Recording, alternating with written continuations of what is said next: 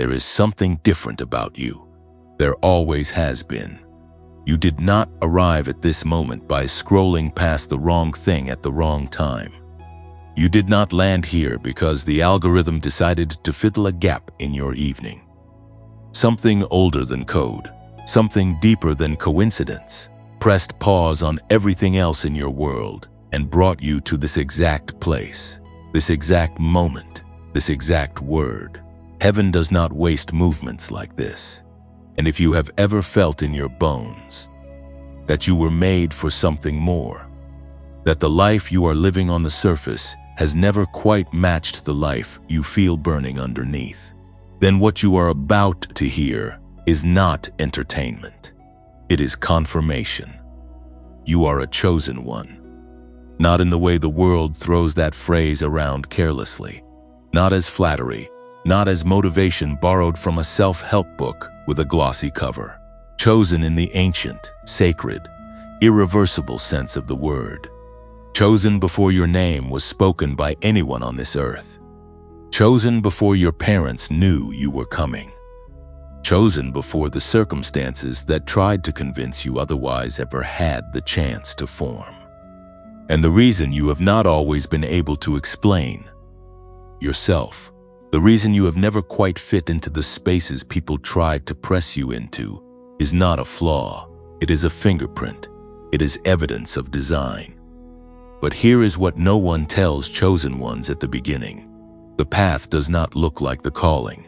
Not at first. Not for a long time. The road that leads to the life you were built for passes through valleys so quiet you will wonder if God has forgotten your address. It passes through seasons that feel less like preparation and more like punishment. It passes through rooms where no one sees you, through years where nothing seems to move, through moments where you lay awake at 3 in the morning wondering if the feeling inside you is faith or just stubbornness, dressed up in spiritual language. And the cruelest part is that you cannot always tell the difference. Not yet. So before this message goes any further, before the weight of what you are carrying gets named and addressed and lifted, there are 5 signs you need to hear out loud. 5 markers that separate the ones who are simply surviving from the ones who were always meant to rise. And as you listen, you will feel something shift. Not because of the words themselves, but because something in you already knows these words are true. The first sign is that your dreams have always carried a strange weight of reality. Not every dream, not every night, but there have been moments in sleep where you saw something, felt something, received something that you could not explain when the morning came. You woke from those moments not groggy but alert, not confused but certain. And the image stayed with you longer than it should have, longer than the logic of neuroscience can comfortably explain. Chosen ones receive in the night what the daytime has not yet prepared them to hold. The second sign is that you have always felt a pull towards something you cannot name. Not a career, not a destination, not a relationship. Something larger. A sense that you are supposed to be doing something that matters in a way that goes beyond the scoreboard of success the world keeps. That pull has never gone away. You have tried to silence it with busyness, with distraction, with the ordinary comfort of a life that looks fine from the outside. But the pull never leaves, because it was placed there by the one who never changes his mind about the gifts and callings he issues. As it is written in Romans chapter 11, verse 29, the gifts and the calling of God are irrevocable. The third sign is that solitude has always felt less like loneliness and more like necessity. While others have needed the noise of crowds to feel alive, you have found yourself drawn to quiet, to stillness, to the kind of space where something underneath the surface of your thoughts can finally be heard. People have called you introverted. People have called you distant. But what they were actually witnessing was someone who needed the volume low enough to hear what most people are too busy to listen for. That is not a personality quirk. That is a spiritual posture. The fourth sign is that you have experienced unexplained seasons of irritability, restlessness, and a deep unnamed grief that has nothing to do with anything going wrong in your life. Things are fine by most measures, but something inside you aches with an urgency that the fine things cannot soothe. That ache is not depression. It is not ingratitude. It is the sound of a purpose pressing against the walls of a life that was built too small to contain it. The ache means the assignment is real, and the time for it is getting closer. The fifth sign is that people have always come to you. In their lowest moments, in their most desperate hours, in the middle of situations they could not explain to anyone else, they came to you. Not always because you had answers, sometimes because you had a presence, a steadiness, a quality that made the unbearable feel survivable. You have held things for people that you were never asked to hold. You have carried weights that were not yours to carry, and you carried them anyway. Not because you were a pushover, but because something in you recognized a need and responded before your mind could negotiate. That is not coincidence. That is a calling wearing civilian clothes. If you felt something reading those 5 signs, if your chest tightened or your eyes filled or something in you said yes quietly without drama, then understand what that means. It means this message found you, not the other way around. You did not choose this moment. This moment chose you, and the God who orchestrates moments like this does not do it for entertainment. He does it because something is about to shift. Something is about to open. Something that has been sealed and waiting for. The right season is about to become available to you in a way it has never been available before. But you need to understand something first. Chosen does not mean comfortable. Chosen does not mean protected from the fire. It means equipped to walk through it. It means the fire will not have the final word. It means that everything you have walked through up until this moment, every sleepless night, every door that shut in your face, every relationship that ended in confusion, every season where the ground under your feet felt less like solid earth and more like something that could give way. At any moment, all of it was curriculum. All of it was training. All of it was the hand of God pressing you into a shape that could hold what He is about to pour into you. You are not behind. You are not forgotten. You are not the exception to the promises that everyone else seems to receive. You are exactly where the story of your life needs you to be right now. Even if right now feels like nowhere. Even if right now feels like the space between a prayer and its answer, which is the hardest space of all to inhabit without losing faith. That space has a name. It is called preparation. And the ones who endure it without abandoning the calling are the ones who step into something the world has never seen before. Type the number 144 in the comments right now. Not as a performance, not as a ritual, but as a declaration. As a statement from the part of you that knows, even when the rest of you is not sure, that you are here for a reason that goes beyond what you can currently see. 144 is your agreement with this moment. It is your acknowledgement that something real is happening and that you are not going to look away from it. Because this is not the beginning of a message. This is the beginning of a transformation. And the chosen one that you have always been, the one that was decided before you took your first breath, is about to be reminded of what that means. Hold on. Stay present. What comes next is not just going to speak to you. It is going to reach into the place in you that has been waiting the longest, and it is going to call it by its true name. There is a version of you that has been standing at the edge of something enormous for a very long time. You have felt the edge. You have looked out over what lies beyond it. And every time you were about to step forward, something pulled you back. Sometimes it was fear. Sometimes it was circumstance.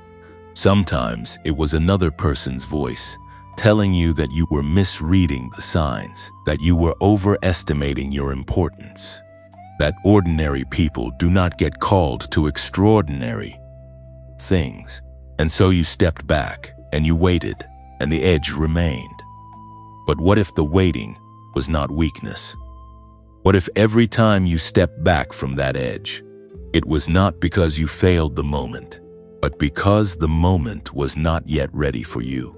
What if the version of you standing at that edge today is fundamentally different from the version that stood there 1 year ago, 5 years ago, 10 years ago?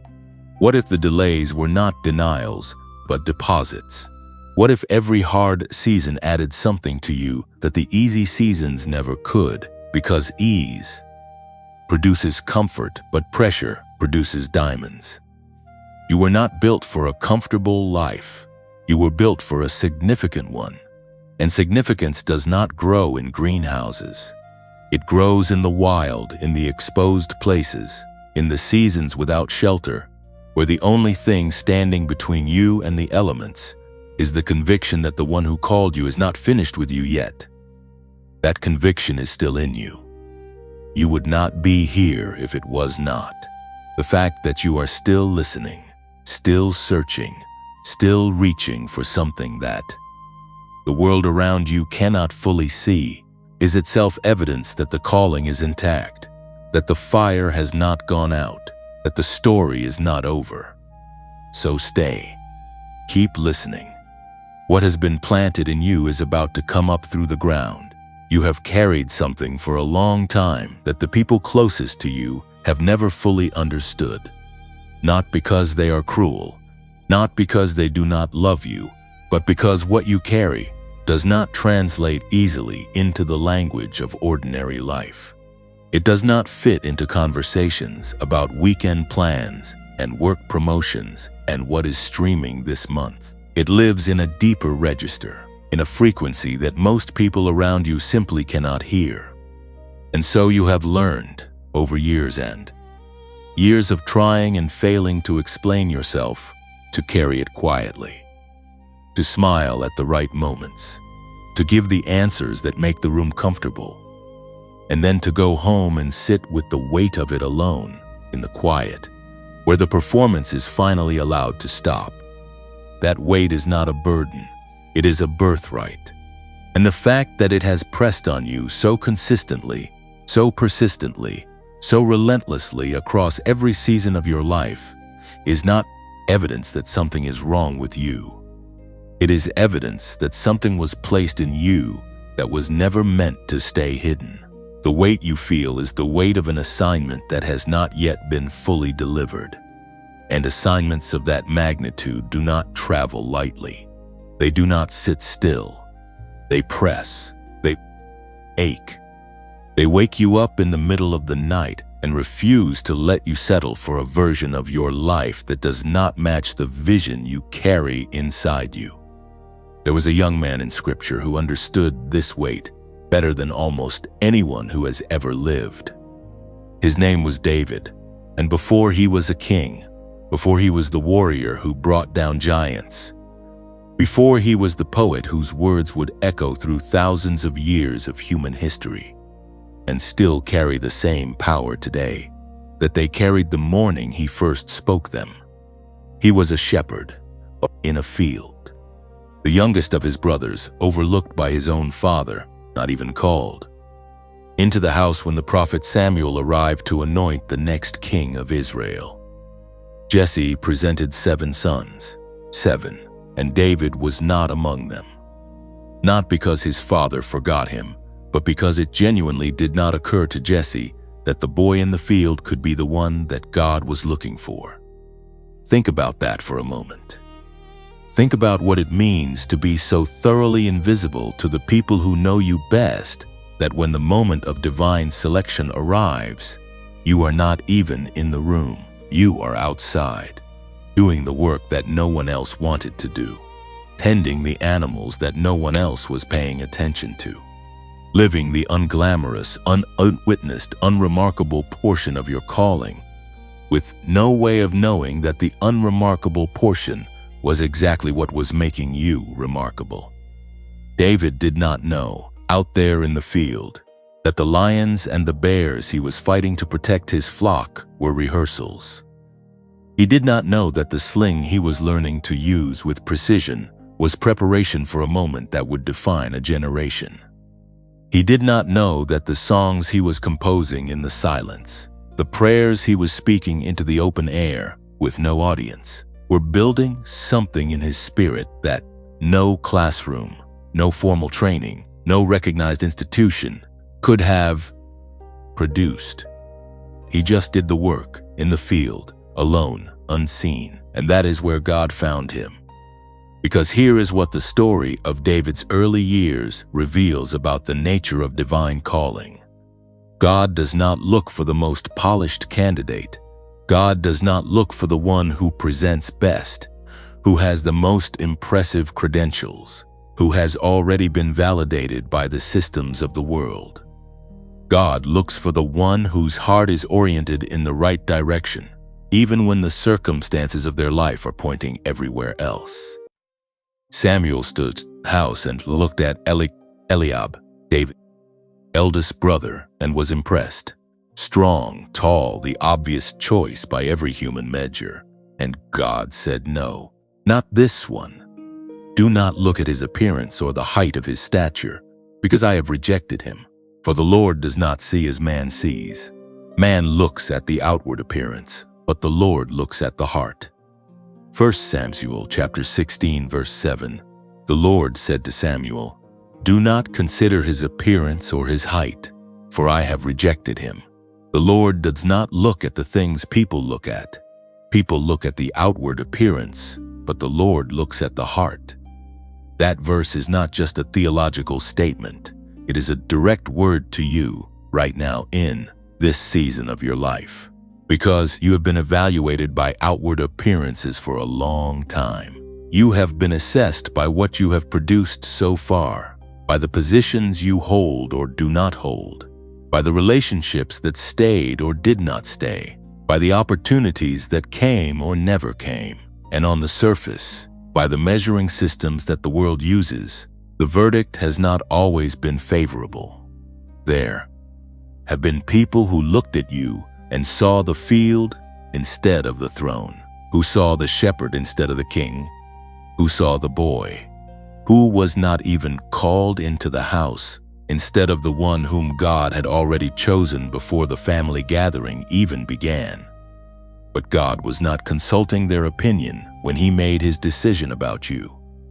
He was not waiting for the room to reach a consensus. He was not taking a vote. The choosing happened before the announcement.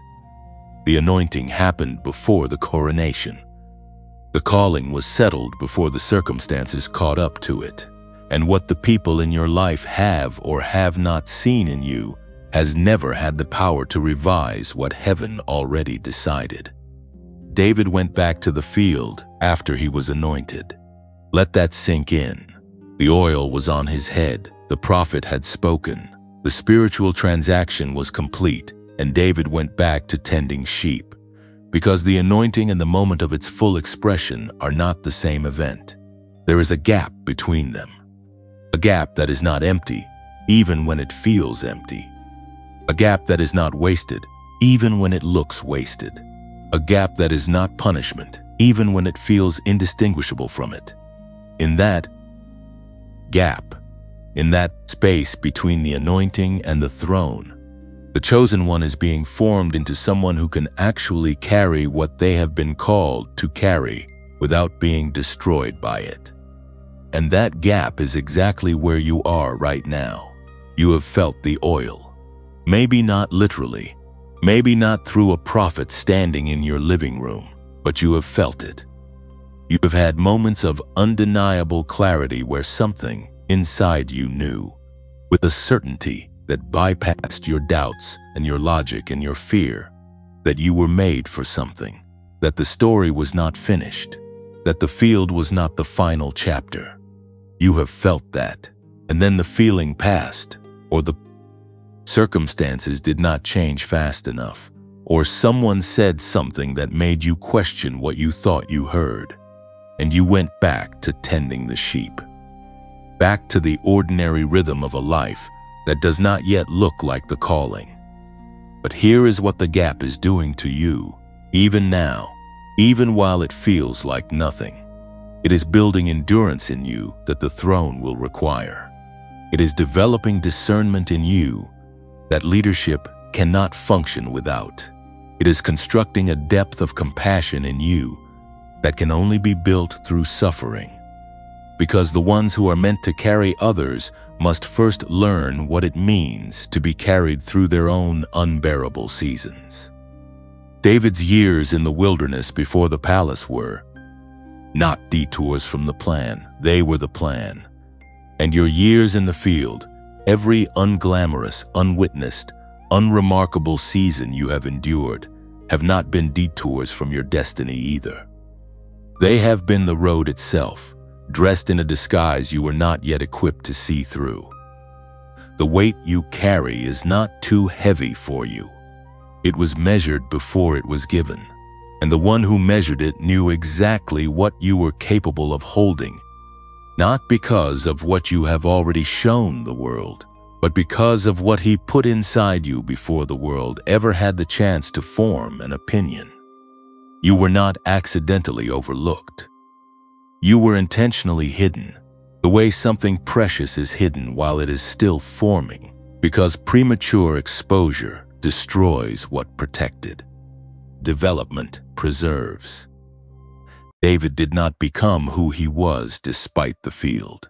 He became who he was because of it, and you will not arrive at what you were made for despite the waiting. You will arrive because of it. Every day in the field is adding something that the palace alone could never provide. Every silent night in the wilderness is writing something into the fabric of who you are that no fast track, no shortcut, no sudden and dramatic elevation could have produced with the same depth, the same integrity, the same rootedness that makes a life not just impressive but unshakable. The weight you carry today is the evidence of the crown that is coming. Do not put it down. Do not trade it for something lighter that was never meant for you.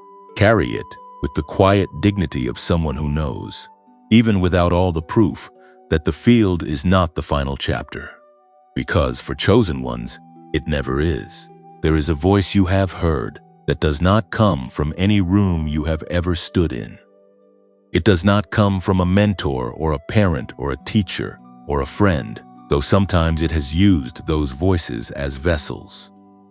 It does not come from a book, though sometimes you have opened a page and felt it rise up from the words like heat from pavement on a summer afternoon, unmistakable and immediate. It does not announce itself with ceremony.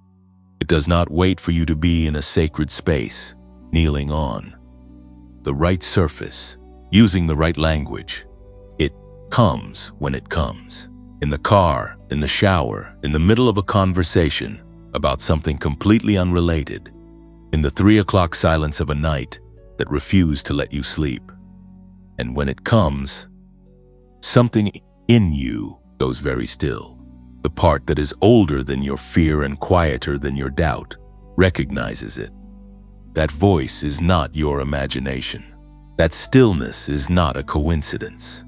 And the fact that it has kept finding you across every season of your life, through every period of distance and doubt and deliberate looking away, is not persistence on your part. It is faithfulness on the part of the one who placed the calling inside you. You cannot outrun it. You cannot bury it deeply enough. You cannot build a life so full of noise and motion and acceptable distraction that it stops finding the cracks. It will always find the cracks, because it was designed to. Because the calling does not abandon the called one, simply because the called one has not yet found the courage to answer. David understood this in the field. in a way that he could not have articulated to anyone around him. There were no words in the shared vocabulary of his family and his community for what was happening inside him. He was a shepherd boy, the youngest, the one who was sent out while the serious conversations happened indoors. And yet something was burning in him that the ordinary categories of his life could not contain. He felt it when he played the harp and the music went somewhere beyond technique, beyond skill, into a territory that surprised even him. He felt it when he looked out over the hills at dusk, and the beauty of it landed on him not just as scenery but as communication, as if the landscape itself was trying to tell him something about the one who made it. He felt it in the moments of danger, when a lion came for the flock and something rose up in him that was larger than his physical size and younger than his fear. Something that moved through his body like a current and made him act before his mind had finished counting the reasons not to. He did not have a name for it then. He only knew that it was real, and that it was his, and that it did not belong to anyone else in his family in quite the way it belonged to him. And so he carried it, in silence, in the field, in the long unwitnessed hours between sunrise and sunset, when the only audience for whatever was forming inside him was the open sky and the God who lived behind it. This is the nature of the voice that speaks to chosen ones in the dark. It is not theatrical. It does not come with visual effects or orchestral accompaniment. It does not wait for the conditions to be perfect, or for you to have resolved all your doubts, or for the season to feel spiritually appropriate. It speaks into the ordinary. It speaks into the mess. It speaks into the Tuesday afternoon that has nothing remarkable about it, into the moment you are doing something so mundane that the arrival of something sacred inside it seems almost absurd. And that is precisely the point. Because the God who chooses the overlooked son, who anoints the boy in the field before calling him into the house, is the same God who speaks into the ordinary moments of your life and expects you to be listening even when the conditions for listening seem completely wrong. But here is what chosen ones struggle with more than almost anything else: validation. The voice speaks, and then the silence comes, and in the silence the questions arrive. Did I really hear that? Or did I manufacture it because I wanted to hear something? Is this faith, or is this wishful thinking dressed up in spiritual language? Is the calling real, or am I constructing a narrative around my own desire to matter in a way that ordinary life has not yet confirmed? These questions are not signs of weakness. They are signs of honesty. And honesty is not the enemy of faith.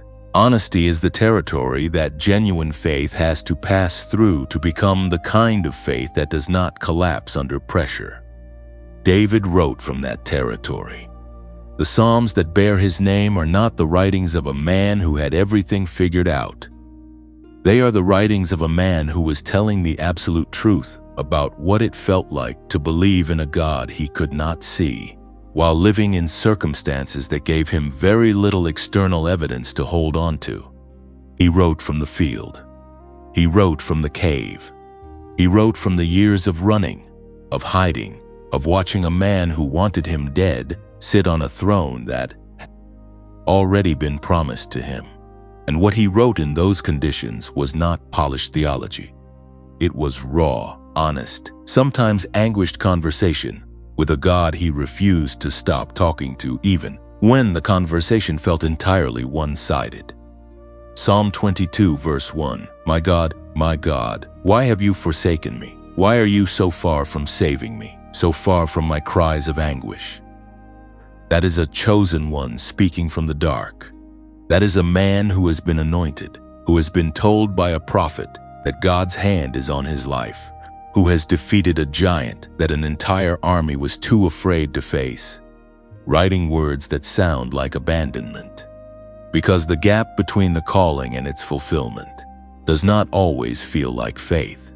Sometimes it feels like free fall. Sometimes it feels like the voice in the field was a story you told yourself, because the alternative, the possibility that you are not chosen, that you are not different, that the burning inside you is just unresolved longing with no divine address, was simply too unbearable to accept.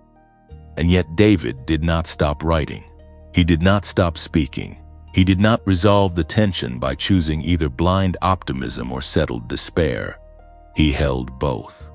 He let the anguish be real and the faith be real at the same time, in the same psalm, in the same breath. And that is one of the most important things a chosen one can learn, because the voice that speaks in the dark is not asking you to pretend the dark is not dark.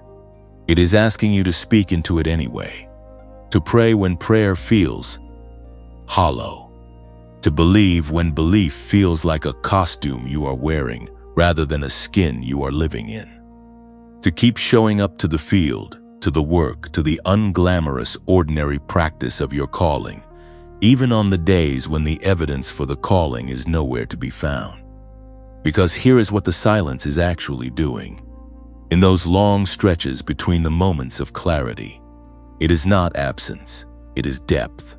The voice goes quiet not because it has stopped speaking, but because it is speaking at a frequency that requires a kind of inner stillness that most people never develop, because most people never have to. The chosen ones have to. The long, quiet seasons are not God withdrawing. They are God going deeper, moving from the surface of your awareness into the foundations of it, building something in the bedrock of your identity that the visible, audible, emotionally satisfying moments of clarity cannot reach. Because foundations are not built in the exciting moments. They are built in the quiet ones. In the days that do not feel significant. In the seasons that do not appear to be producing anything. David's years before the palace were not silent in the sense of emptiness. They were silent in the sense of depth. Everything that would eventually make him a king was being written into him in a language he could not read yet, in a script that would only become legible in retrospect. And when he finally stood on the other side of those years, when the throne was no longer a prophecy but a reality, what he brought to it was not just the title. He brought the field. He brought the cave. He brought the nights of honest, anguished prayer that had carved a capacity in him for compassion and humility that no easy path could have produced. The voice you have heard in the dark has been doing the same thing in you. Every night you lay awake with questions that had no comfortable answers. The voice was there, working at a level below your ability to perceive it. Every season of confusion that you survived without losing the thread entirely, the voice was threading through you, stitching something together that is only going to become visible when the time is right. Every moment you chose to keep believing in something you could not prove to anyone else, the voice was using that choice as material, building something in you that required exactly that kind of unreasonable, unverifiable, unjustifiable faith as its raw ingredient. You are not in the dark because the light abandoned you. You are in the dark because the dark is where the deepest formation happens. And what is being formed in you right now, in this season, in this particular stretch of silence and waiting and wondering, is not separate from your calling. It is the calling, taking the shape it needs to take so that when the moment of expression finally arrives, what comes through you will not be performance, it will be substance, the kind that does not fade. When the moment ends and the crowd goes home and the ordinary Tuesday comes back around, stay in the field, keep listening. The voice that found you in the beginning has not stopped speaking. It has simply gone deeper than you have learned to hear yet. But you are learning. And the learning itself is the answer to the very question you have been asking in the silence. And so here you are, carrying everything the field has built into you, carrying the weight of the anointing that has not yet fully expressed itself in the visible world, carrying the voice that has spoken into your dark seasons and the faith that has kept you returning to it, even when returning felt like the least rational choice available to you. You have walked through the first 3 chapters of this story, and something in you has recognized itself in every word, because the story of the Chosen One is not a story that belongs to one culture or one era or one tradition. It is the oldest story there is, and it is yours. But there is a dimension of the chosen life that very few people talk about openly, because it sits at the intersection of the sacred and the scientific, and most conversations choose one side or the other and stay there. This conversation is not going to do that, because the truth does not fracture neatly along the lines that human categories have drawn. And what you are about to hear is not a departure from everything that has come before it. It is a deeper layer of the same reality, revealed through a different kind of language. Here is what the research is beginning to confirm, what the most honest scientists in the field of neuroscience are starting to say out loud in their papers and their laboratories and their quiet conversations with colleagues. The chosen ones carry a specific frequency, not metaphorically, not as a spiritual abstraction layered over a biological reality. Literally, at the level of brainwave activity, the people who have been described across every culture and every century as visionaries, as healers, as the ones who see what others cannot see and feel what others have grown too numb to feel, these people operate in a measurably different state of brain activity than the average population. Researchers call it gamma, and beneath it, feeding it, sustaining it, creating the conditions in which it can arise, is a frequency called theta. Theta waves operate between 4 and 8 cycles per second. They are the frequency of deep creativity, of intuition that bypasses the slower reasoning of the conscious mind, of the kind of learning that does not feel like effort because it is happening at a level below deliberate concentration. Children live in theta naturally. It is their default state. It is why a child can absorb language, absorb movement, absorb the emotional atmosphere of a room with a speed and an effortlessness that adults spend decades trying to recover. And then the world happens, school happens, criticism happens. The slow, steady pressure of a society that rewards performance over presence, output over intuition, measurable productivity over the kind of deep inner listening that theta makes possible. And the theta state fades. Not entirely, but enough. Enough that the average adult spends the majority of their waking hours in beta, the frequency of task completion and linear thinking, and the management of surface-level demands, with only brief and accidental visits to the deeper states where the real work of the chosen life actually happens.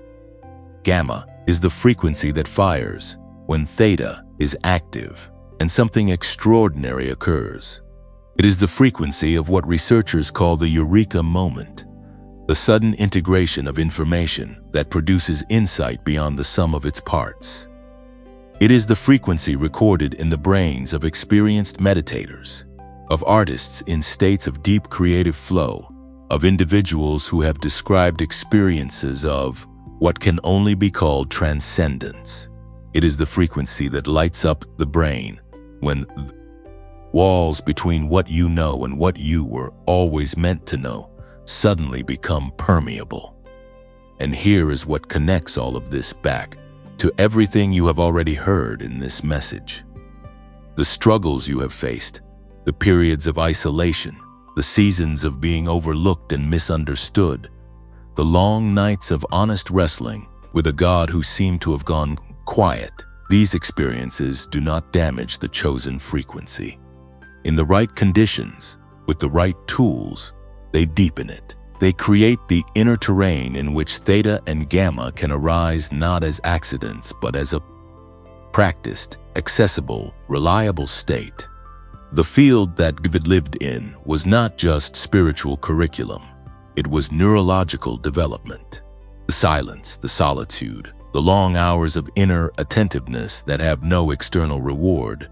These are exactly the conditions in which the brain learns to drop from the anxious speed of beta into the creative depth of theta, and from theta into the luminous clarity of gamma. A neuroscientist named Dr. James Rivers spent more than 30 years studying this. Trained at MIT, with research connections that reached into institutions including NASA, Dr. Rivers dedicated the better part of his professional life to one question. Why do some people seem to have consistent access to states of insight, creativity, and cognitive clarity that others only touch briefly and by accident? His research led him through decades of work on brainwave patterns, on the specific conditions that allow theta and gamma activity to arise and sustain, and on the question of whether those conditions could be deliberately created rather than simply waited for. What he discovered is both simpler and more profound than most people expect. The brain does not need to be tricked or forced into these states. It needs to be invited. Specifically, it needs to receive an external audio signal that is precisely calibrated to the frequency it is being invited into. The brain has a natural tendency called entrainment, which is its inclination to synchronize its own electrical activity with a rhythmic stimulus in its environment. This is not a fringe theory. It is a documented neurological phenomenon that has been studied for decades. When you hear a sound that pulses at a specific frequency, your brain begins to align with that frequency. Not immediately, not all at once, but progressively. Over the course of a few minutes, your dominant brainwave activity begins to move toward the frequency of the signal it is receiving. Dr. Rivers spent years calculating the exact audio parameters that would most reliably guide the brain into theta, and then support the emergence of gamma. The result of that work is a 7-minute audio experience called the Genius Wave. Not 7 hours. Not a daily practice that requires a restructured life and a meditation cushion, and a teacher and years of training. 7 minutes, once a day, through headphones or speakers, with no requirement for concentration, no technique to master, prior experience with meditation or brainwave work of any kind. You simply listen, and the audio does the work of guiding your brain into the state that everything you have read about, chosen ones, everything you have felt in your own thoughts as those brief windows of extraordinary clarity actually lives in. Now let me slow down for a moment and speak plainly, because what comes next is practical and it deserves your full attention. The people who have used the Genius Wave do not describe it in the language of self-help. They describe it in language that sounds much closer to the testimonies you have been hearing throughout this message. A woman named Sarah, a single mother who had spent 11 years in the same administrative job, feeling the pull of something larger, but unable to access the clarity she needed to move toward it, began using the Genius Wave every morning for 7 minutes before her children woke up. Within 6 weeks, she described a shift in how she was processing problems at work, a quality of insight arriving without effort, and a creativity in her approach to her personal life that she had assumed was simply gone. She did not become a different person. She became more fully the person she had always been underneath the accumulated noise of a life lived entirely in beta. A man named Marcus, a high school teacher in his late 40s who had 2 decades feeling that his real contribution was somewhere adjacent to his career, but never quite inside it, began listening with genuine skepticism. He wanted the science to fail so he could move on. Instead, within the first month, he found himself waking earlier than his alarm, not from anxiety, but from a quality of mental alertness he had not felt since his 20s.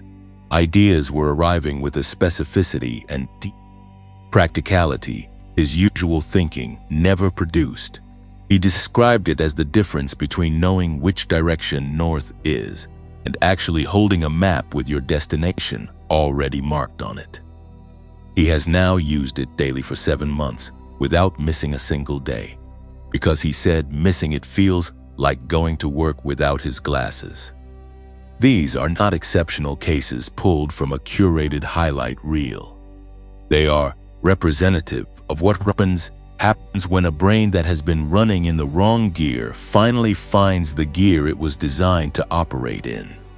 More than 19,000 people have now used the Genius Wave, and the return rate sits below 4%.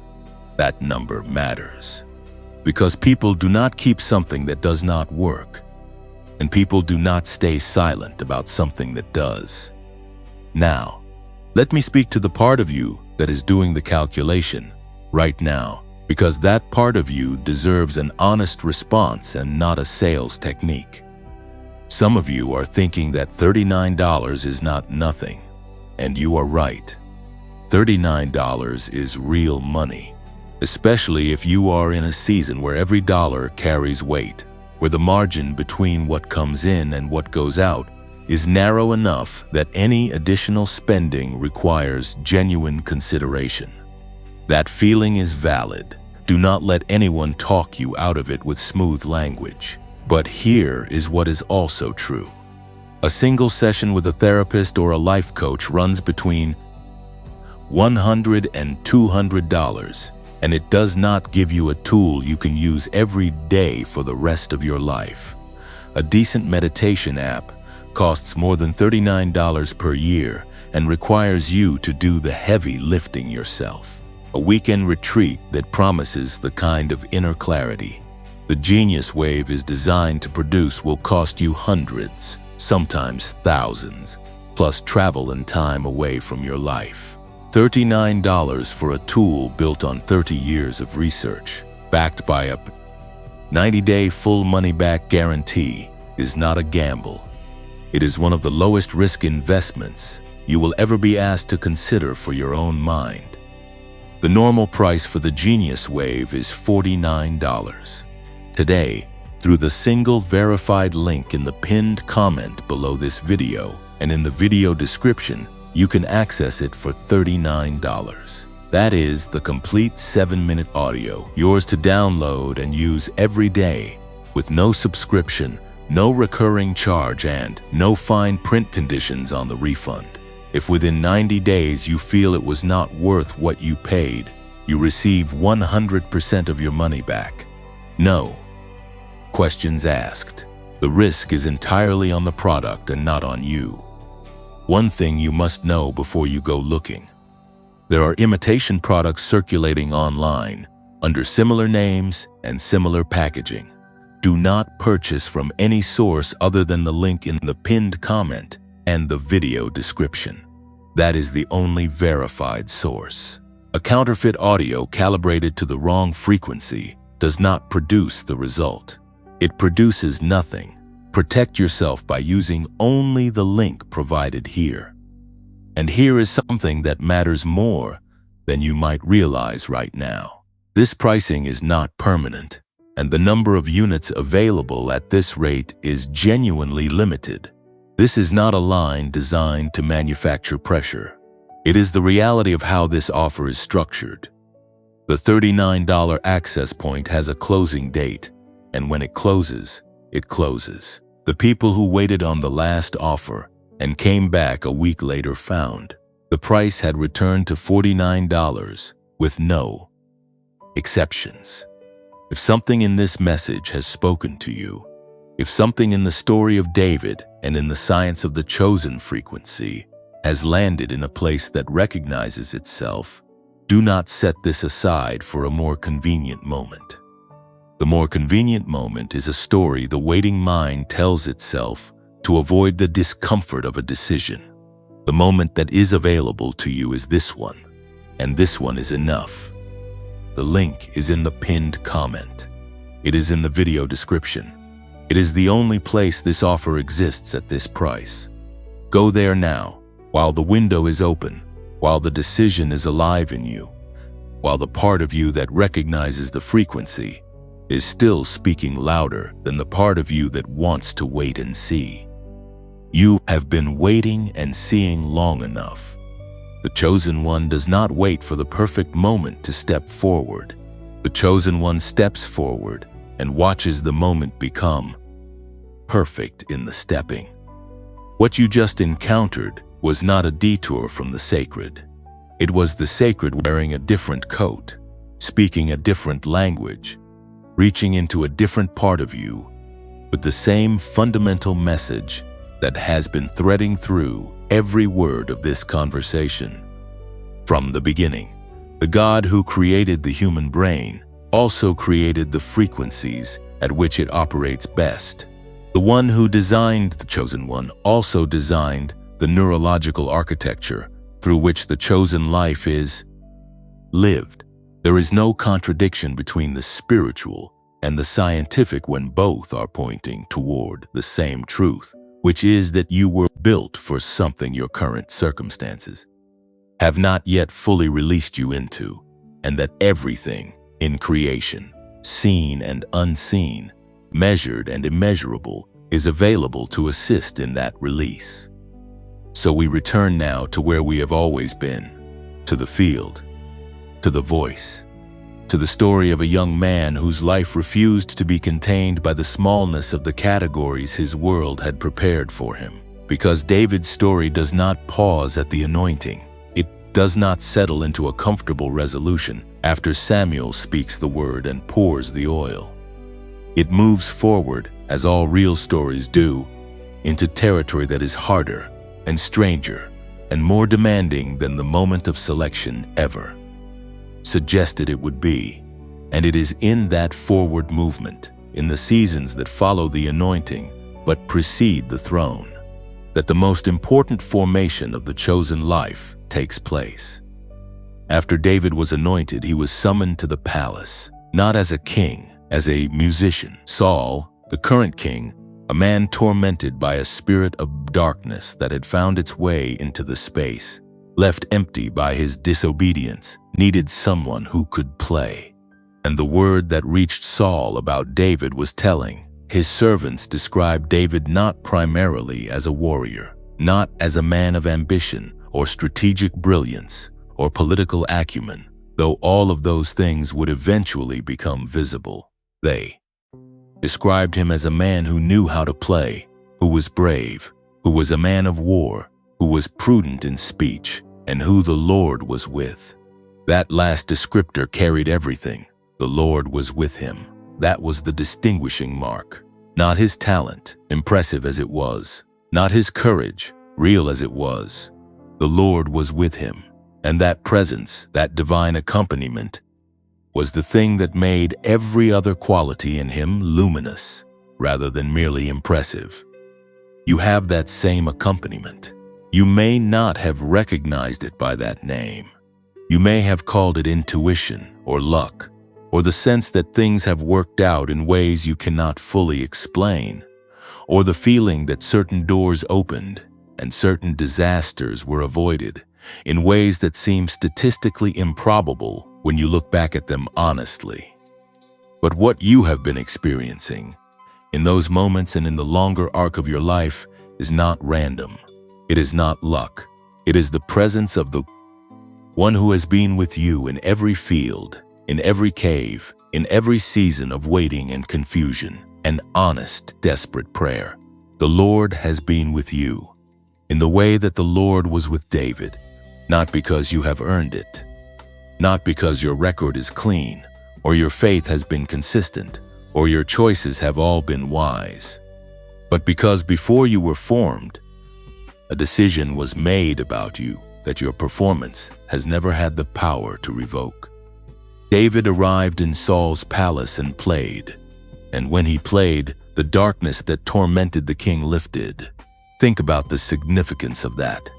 A boy from the field, the one who was not even called into the house, walked into the highest room in the kingdom, and his presence, alone, expressed through music, through the frequency of what he carried, changed the atmosphere of the room. He did not do this through force or strategy or political maneuvering. He did it by being exactly what he was, by carrying what he carried, by letting the thing that had been formed in him through years of solitude and honest prayer and unglamorous faithfulness move through him and into the room and touch something that all the power and all the armies and all the resources of a king could not reach. Your presence carries something, too. You may not have learned to trust it yet. You may have been in rooms where you felt the shift happen when you arrived and not known what to make of it. You may have had people come to you, as was named in the first section of this message, in their darkest hours, not because you had the right words, but because something about being near you made the unbearable feel survivable. That is not personality. That is not charm. That is the same thing David carried into Saul's throne room. It is the frequency of a life that has been shaped by the field, by the silence, by the faithful carrying of an anointing that has not yet reached its full visible expression. But chosen ones who carry this kind of weight, who move through rooms and change atmospheres without fully understanding how, are also the most vulnerable to a specific kind of attack. Not the obvious kind. Not the attack that comes loudly, that announces itself as opposition, that is easy to identify and therefore easier to prepare for. The attack that chosen ones are most vulnerable to is the slow, quiet, deeply personal kind. The kind that arrives not as an external enemy, but as an internal erosion.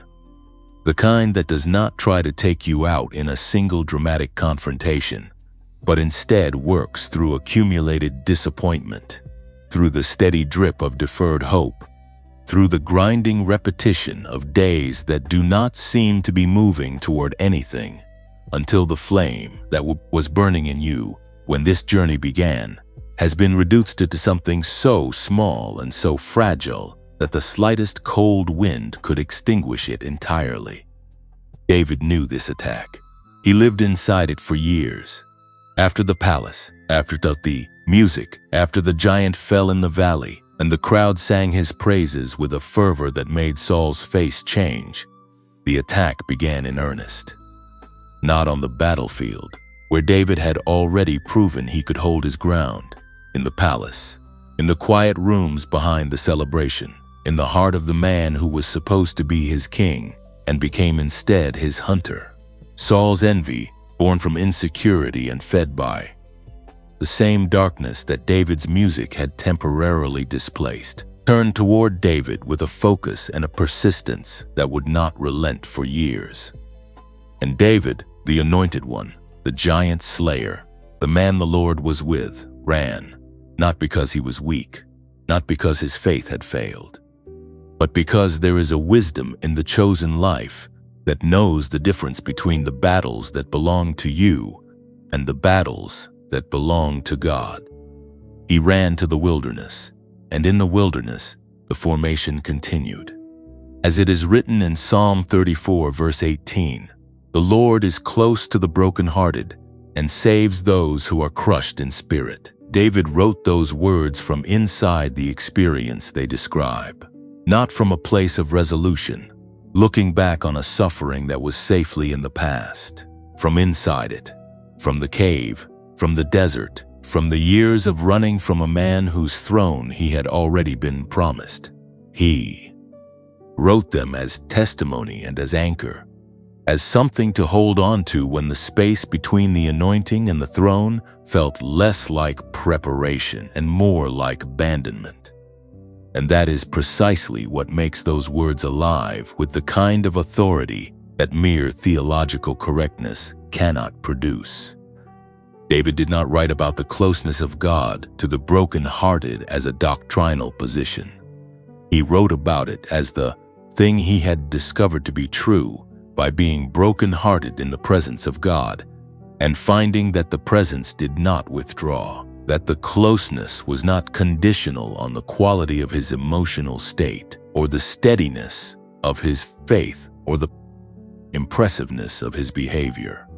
The Lord was close to him in the cave in the same way the Lord had been with him in the field, unchanging, unshaken by the chaos of the circumstances. Faithful not because David had been faithful, but because faithfulness is the nature of the one who called him. Your wilderness seasons have had the same quality of divine presence in them, even when you could not feel it, even when the evidence for it was entirely absent from your emotional experience. The closeness was there. The Lord was near to you in every broken moment, in every season where the crush of circumstance pushed the air out of you and left you wondering how you were supposed to keep going. The presence did not require your awareness of it to be real. It did not require your emotional access to it to be active. It was there, and the proof of it is not a feeling. The proof of it is that you are still here, that the wilderness did not finish you, that the years of running did not extinguish the flame, that the voice you heard in the field, the calling you have carried through every season of confusion and delay and honest, desperate endurance, is still in you, still burning, still pressing, still refusing to let you settle for a version of your life that does not match the vision you were given before you knew what to do with it. The wilderness is not the end of the story. For David it never was, and for you it is not either. What the wilderness is doing to you, even now, even in this season that may feel like the furthest point from everything you were promised, is the same thing it did to David.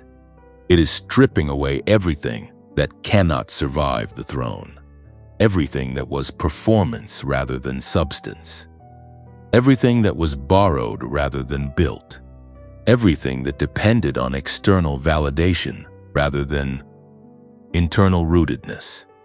And what remains after that stripping, what the wilderness cannot touch, because it was placed there by the one who cannot be touched, is exactly what the calling requires. It is the irreducible core of who you are, the thing that was decided before you were formed, the thing that the field shaped and the cave refined and the years of honest waiting made unshakable. You are not in the wilderness because you have been forgotten. You are in the wilderness because you were being finished. And what is being finished in you is something the world has been waiting for longer than you know. There is a moment in the life of every chosen one where the practice becomes the proof, not the dramatic moment, not the mountaintop experience, not the day the giant falls and the crowd erupts, and the story finally looks from the outside the way it has always felt from the inside. The quieter moment, the ordinary Tuesday, the morning where nothing extraordinary is happening and nothing extraordinary is expected, and yet you show up anyway to the field, to the discipline of the chosen life, because you have learned, through everything the wilderness has taught you, that faithfulness in the small moments is what makes the large moments possible. That the time you give to something before the world wakes up and starts making its demands is not a footnote to the real work. It is the foundation of it.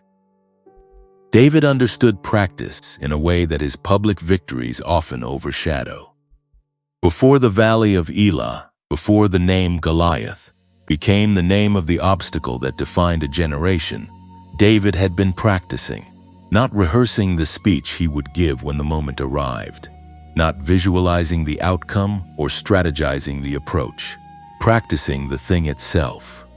In the field, alone, with no audience and no record, and no guarantee that the skill being developed would ever find a stage worthy of it. He practiced with the sling because the flock needed protecting and the work was real. And the lions and the bears were real, and the responsibility in front of him demanded his full attention, regardless of whether anyone was watching. He practiced with the harp because the music in him needed to come out, and the hills were a sufficient audience, and the God who inhabited the praises of his people was a sufficient witness. He practiced the presence, the attentiveness, the daily returning to the place of inner listening where the voice could be heard and the calling could be felt and the faith could be renewed for another day of the ordinary. And that practice, that unglamorous, unwitnessed, unremarkable daily returning, was what made him ready. Not the talent he was born with, though the talent was real. Not the courage he demonstrated in the dramatic moments, though the courage was real. The practice, the daily faithfulness to the discipline of his calling, in the seasons when the discipline produced no visible results, and no external reward, and no confirmation from the world around him that the work was worth doing. That is what built the man who walked into the valley and did not flinch. You have a practice calling you right now.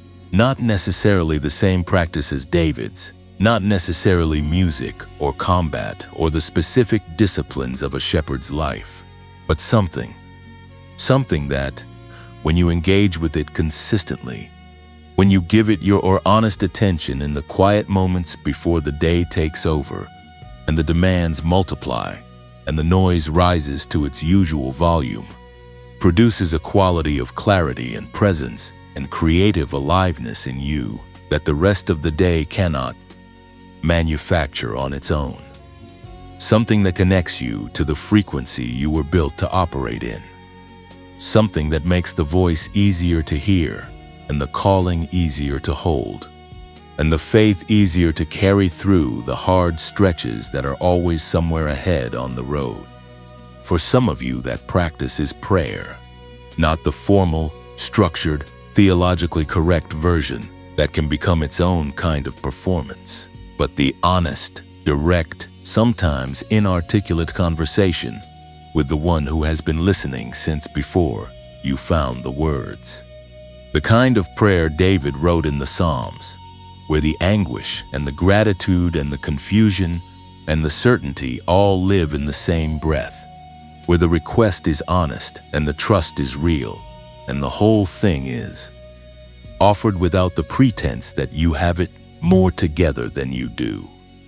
That kind of prayer is practice, that kind of returning day after day to the place of honest conversation with a God who is always closer than the silence suggests, is what shapes the interior life of the chosen one into something that can hold the weight of the calling without being crushed by it. For some of you, the practice is stillness, the deliberate daily choosing of silence over noise, of interior attention over exterior stimulation, of the kind of deep listening that most of the world around you has abandoned because it takes longer than a scroll and produces results that cannot be immediately measured. Stillness is a practice that the chosen life requires because the voice that guides the chosen one does not shout. It does not compete with the noise of a life lived entirely on the surface. It speaks in the register that only becomes audible when the volume of everything else has been deliberately, consistently, faithfully turned down. And the people who have learned to hear it, who have built into their daily rhythm the practice of going quiet enough to listen, carry a quality of guidance and discernment and inner clarity that nothing external can replicate or replace. For some of you, the practice is the work itself, the writing, the creating, the building, the serving, the teaching, the healing, the making of things that carry your frequency into the world in a form that others can receive and be changed by. The showing up to the thing you were made to do, even on the days when the thing does not flow easily, even on the days when what comes out feels inadequate compared to what you know is possible, even on the days when the gap between your vision and your current capacity is so wide that Continuing feels more like stubbornness than faithfulness. Showing up anyway. Giving it the honest portion of your day that you can afford to give without destroying everything else that also needs tending. Because the practice is not about perfection. It is about presence, and presence sustained over time is what transforms potential into reality. There is something this message has been building toward from the very first word, and it lives here, in this section, in this conversation about practice and daily faithfulness, and the unglamorous discipline of the chosen life. You cannot wait until everything is aligned to begin living from the place you were made to live from. You cannot wait until the circumstances are right, until the season feels appropriate, until the confirmation is clear enough that the risk of beginning feels manageable. The practice begins now, in the season you are in, with the resources you have, with the time that is available to you, with the faith that is present in you, even if the faith is smaller than you would like it to be and more fragile than you would prefer. You begin with what you have, and the beginning itself changes what you have, because action taken in the direction of a calling always generates more capacity for action than waiting ever does. David did not wait until the giant appeared to pick up the sling. He had already been practicing for years before Goliath stepped into the valley. The practice preceded the moment.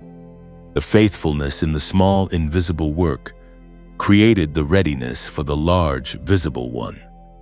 And your daily returning to the discipline of your calling, your consistent practice of the thing that connects you to the frequency you were built to operate in, is doing the same thing for you right now, even if the valley where your defining moment will take place is not yet visible on the horizon. Now, before we go any further into this story together, there is something simple and genuine that this moment is asking of you. Not complicated, not costly, just real. If these words have meant something to you today, if something in the last 6 sections has landed in a place that needed landing, please take a moment right now and hit the like button. That single tap tells the platform that this kind of content matters, and it helps these words reach more chosen ones who are sitting in their own field tonight, wondering if anyone understands what they are carrying. You touching that button is an act of generosity towards someone you will never meet, and it costs you nothing. And if you are not yet subscribed to this channel, please subscribe right now. Do not leave that for later, because later has a way of becoming never. What is spoken here is spoken consistently, and the message that comes next week may carry the exact word for the exact season you are about to walk into. Subscribing means you will be there when it arrives. It means the next chosen one in your household who picks up your phone and finds this channel will already have a library of these conversations waiting for them. Share this message today, not because you were asked to in a scripted, obligatory way, but because you know someone. You know someone who is in the middle of the hardest year of their life and has stopped believing that the calling was ever real. You know someone who is one conversation away from putting down everything they were given. Send this to them. Post it. Forward it. Let it travel through your hands into theirs, because the ripple of a single act of faithful generosity travels further than any of us can see from where we are standing. And for those of you who feel moved to go further, who want to invest in the continuation of this work in a more tangible way, there is a donation link in the video description and in the pinned comment below. Every contribution, at whatever level, reflects what you are genuinely able and willing to give, goes directly into the making of more of this. More words, more hours, more messages for the chosen ones who need to hear that they are not alone in the field, that the voice was not imagined, and that the throne is still ahead. If this work has poured into you, consider pouring something back, not out of obligation, out of partnership, out of the recognition that what feeds you is worth sustaining. Your practice and your generosity are two expressions of the same thing. They are both acts of faith that say, I believe this matters. I believe the calling is real. I believe the work of reaching the chosen ones who have not yet found their way home is worth my investment of time and attention, and for some of you, something more. Honor that belief with action. Right now, while the feeling is alive and the conviction is present and the moment has not yet been swallowed by the demands that are waiting on the other side of this video. Because the chosen life is not a spectator life. It never has been. David did not watch from the hillside while the army trembled. He picked up the stones and walked into the valley. And you, in this moment, with the tools that are available to you right now, are being invited to do the same, to move, to act, to let what you have received today become something that moves through you and into the world, rather than stopping with you and going no further.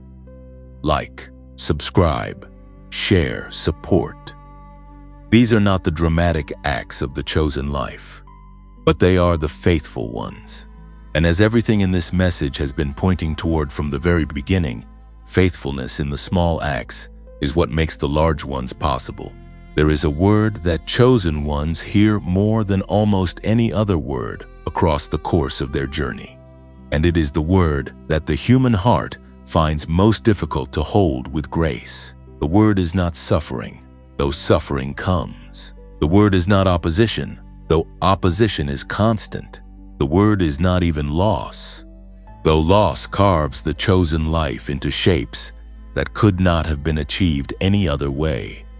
The hardest word, the one that tests the fiber of the calling more thoroughly than any external force ever could, is the word that arrives in the silence after the prayer, in the stillness after the asking, in the space between the promise and its fulfillment, where time moves differently than it does anywhere else. The word is wait. Not wait as dismissal, not wait as denial, not wait as the reluctant consolation prize offered to the ones who ask for something they were never going to receive. Wait as instruction, wait as preparation, wait as the specific and purposeful and deeply intentional assignment given to the chosen one who has been anointed for something that the current season cannot yet contain, because what is being built in the waiting is not separate from what is being waited for. It is the very substance of it. The waiting and the destination are not two separate things connected by an inconvenient stretch of time. They are one continuous act of divine formation, experienced from the inside as delay and understood from the outside, in retrospect, as the most efficient route that could possibly have been chosen. David waited longer than almost any chosen one in Scripture, and he waited with a complexity of experience that the sanitized version of his story rarely captures honestly. There were years between the oil on his head and the crown on his throne, years of running, years of hiding in caves and wilderness places and foreign territories where he had no business being, except that every other option had been closed. Years of watching a man who was clearly disqualified for leadership continue to occupy the position that had already been promised to someone else. Years of having the theological answer to his situation. God has anointed me. God has a plan. God's timing is perfect. And having that theological answer coexist with an emotional reality that was anything but peaceful. The theology was true. The pain was also true. And David did not choose between them. He held both with the honesty that made his writing survive every century it has passed through and arrive in this one still. Breathing, still relevant, still reaching into the specific ache of the chosen one who is reading it in the middle of their own long wait. There is a moment in David's story that does not get preached often enough, and it is the moment at Ziklag. By this point in his journey, David had been running from Saul for years. He had gathered around him a community of people who were themselves displaced, in debt, distressed, the ones the system had failed and the world had discarded. He had led them through the wilderness with a quality of leadership that was being forged in the fire of his own unchosen circumstances. And then one day, returning to the city of Ziklag where his community had made their temporary home, he found it burned, everything gone. The families taken, the possessions destroyed. The place that had been their fragile shelter in the middle of an already impossibly hard season reduced to ash and smoke. And his men, his community, the people who had followed him through years of wilderness living, turned on him. They spoke of stoning him. The leader who had held them together through everything was now the target of their grief and their rage and their need to direct the unbearable somewhere. And David, at the lowest point of a journey that had already accumulated more low points than most lives contain, did something that is described in one of the most quietly powerful verses in all of Scripture. He strengthened himself in the Lord his God, not in his circumstances, which were catastrophic, not in the support of his community, which had just threatened his life, not in the evidence of a plan working out, because the evidence was a burning city and empty arms, and the sound of his men weeping until they had no strength left to weep. He strengthened himself in the Lord his God, in the presence, in the relationship, in the thing that the fire could not reach, and the years of running could not erode, and the accumulated weight of 1,000 disappointments could not extinguish. That is the practice of the chosen one at its most essential, not the practice of the good seasons, when the presence is easy to feel and the faith requires no particular courage to maintain. The practice of the Ziklag moment, the returning to the source of strength when every other source has been removed or has removed itself. The decision made in the ash and the smoke and the sound of grief to find the Lord in the ruin rather than to conclude from the ruin that the Lord has gone. That decision, made in that moment, is what led directly to David's recovery. He strengthened himself, then he inquired of the Lord, then he received instruction, then he acted on the instruction, and everything that had been taken was restored. Not some of it. As it is written in 1 Samuel chapter 30, verse 19, nothing was missing, whether small or great, sons or daughters, spoil, or anything that had been taken. David recovered everything. Read that again, and let it reach the part of you that has been calculating what has been lost. Nothing was missing. Not the things that seemed retrievable, not the things that seemed gone forever, not the relationships, not the opportunities, not the years, not the dreams that the fire consumed when you were not watching or when you were watching and could not stop it. Nothing was missing. That is not a promise made only to David. It is a declaration about the nature of the God who makes promises to the chosen ones he has called.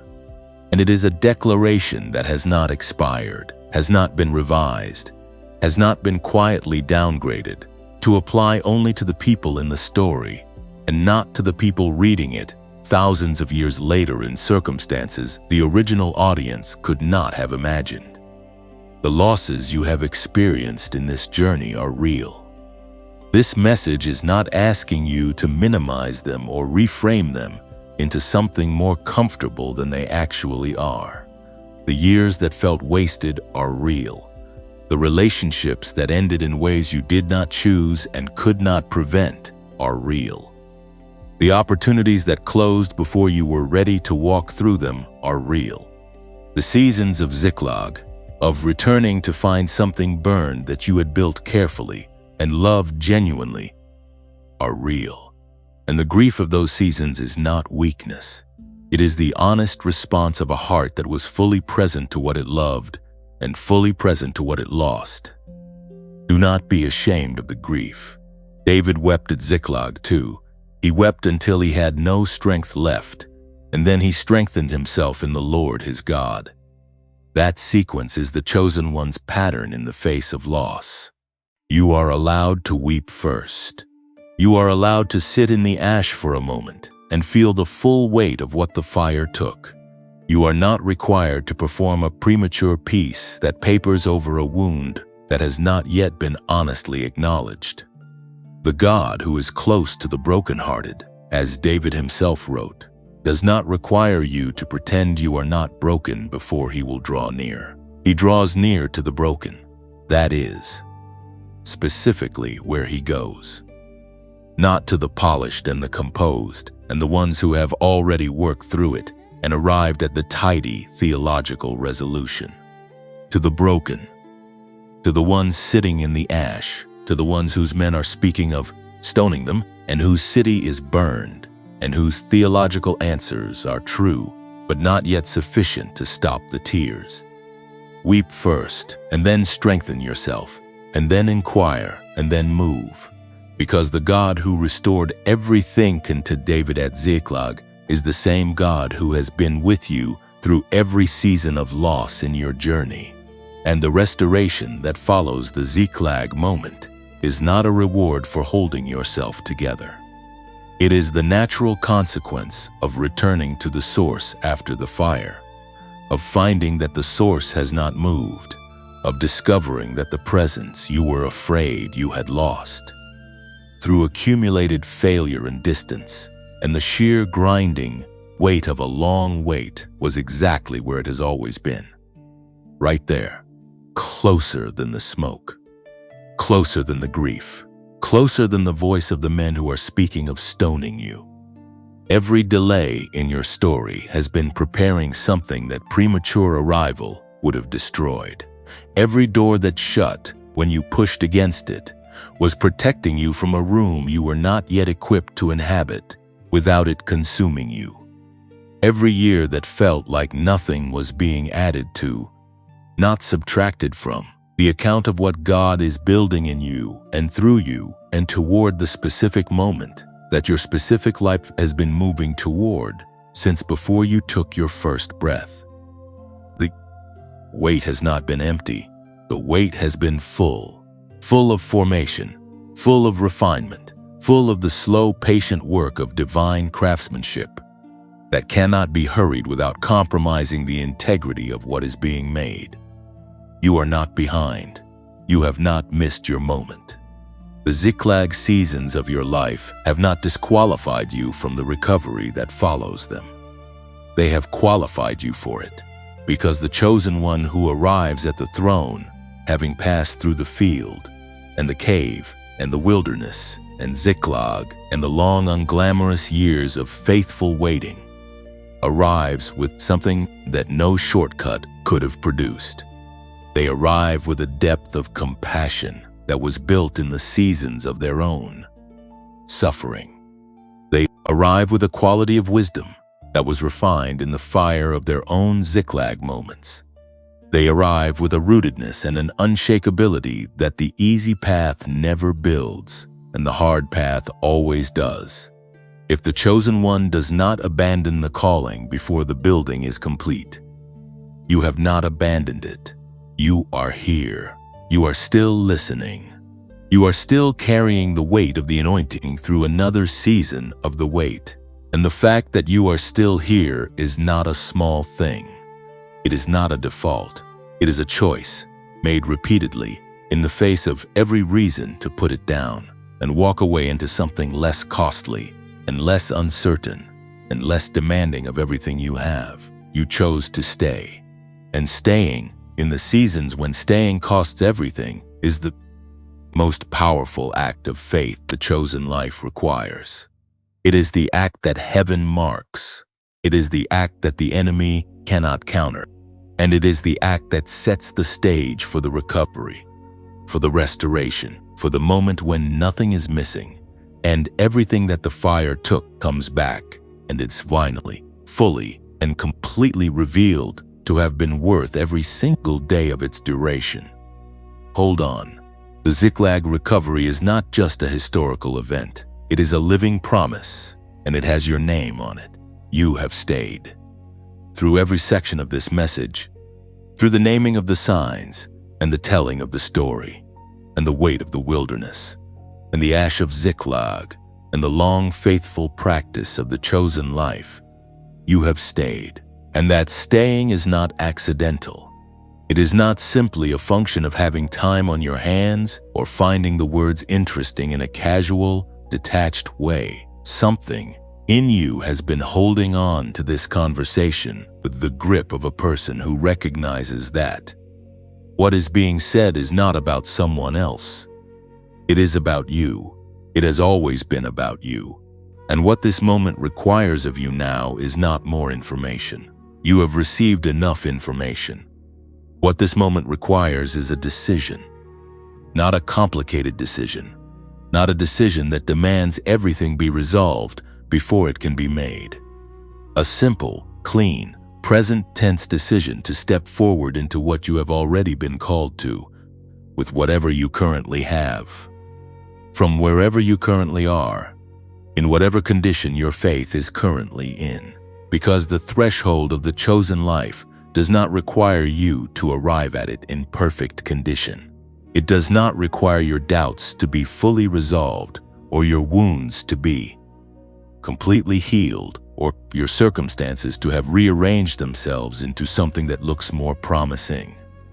It requires only that you cross it, that you take the next step, that you say yes to the moment that has been orchestrated with a precision that no algorithm and no coincidence and no accident of timing could have produced.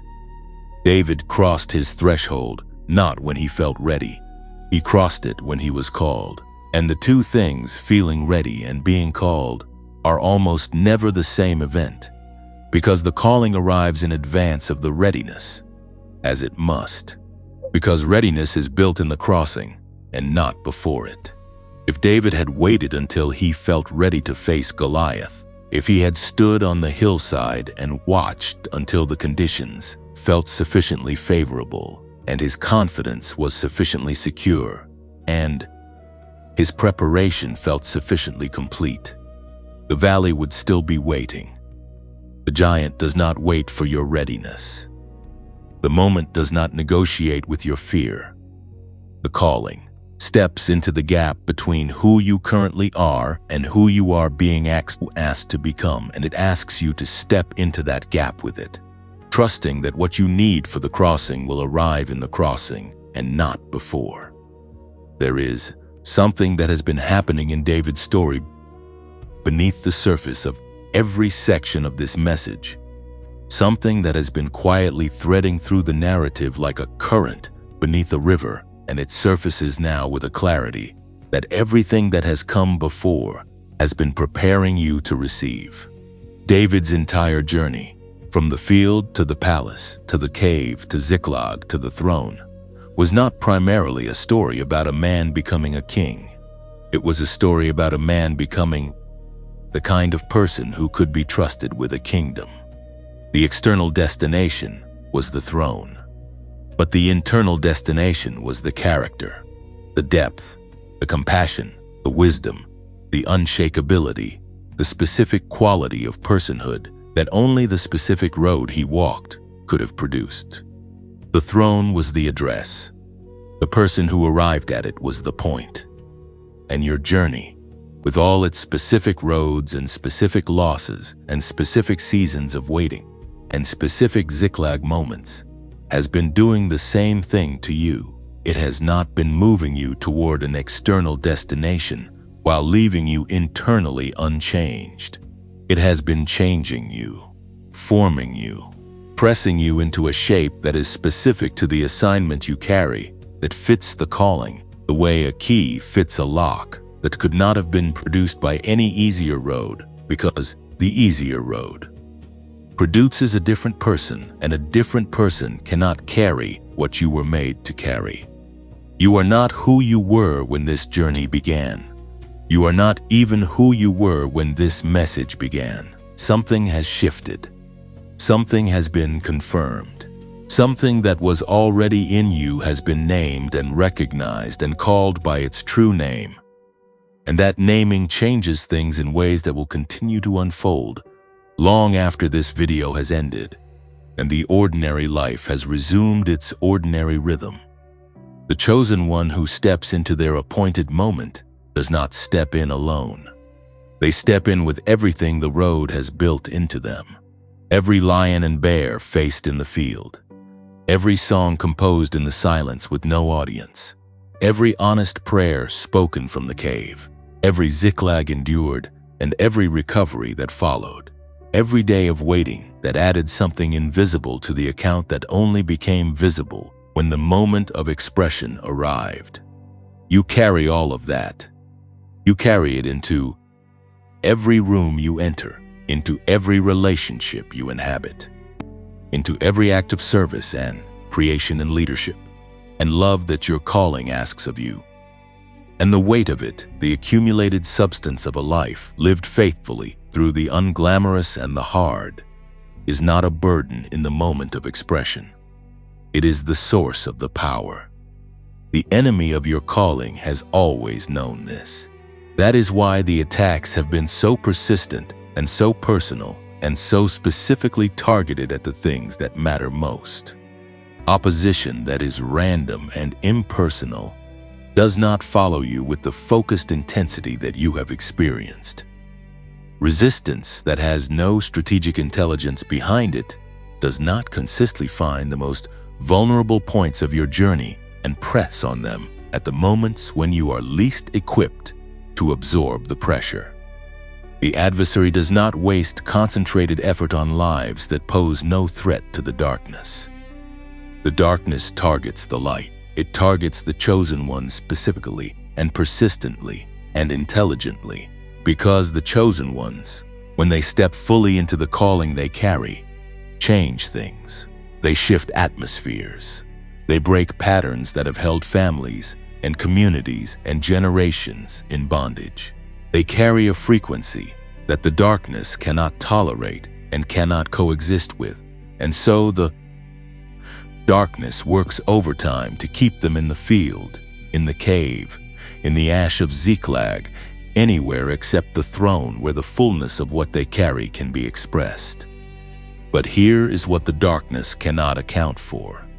Here is the variable that disrupts every strategy the enemy deploys against the chosen ones. The God who called you has never lost a battle over a life that was surrendered to him, not one.